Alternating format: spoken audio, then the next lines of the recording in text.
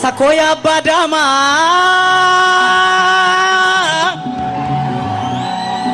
Oromo Koya Badama ya Badale ya Bashanko Sori Fartake Kopesi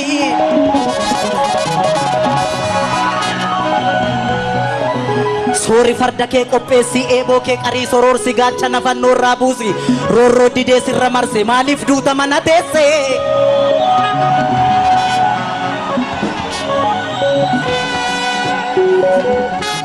Ada ega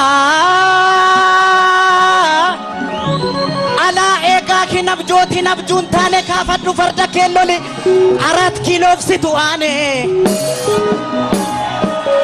kafaddu farda kelloli 4 kilo fsituane kafaddu bullo kelloli 4 kilo fsituane kafaddu ebo kelloli 4 kilo fsituane kafaddu manca kelloli 4 kilo fsituane 4 kilo fsituane 4 kilo fsituane masangama la fambatu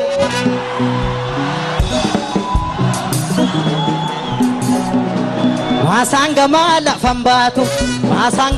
la fambatu talba faca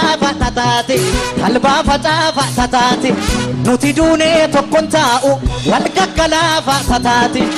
gaggala fatatati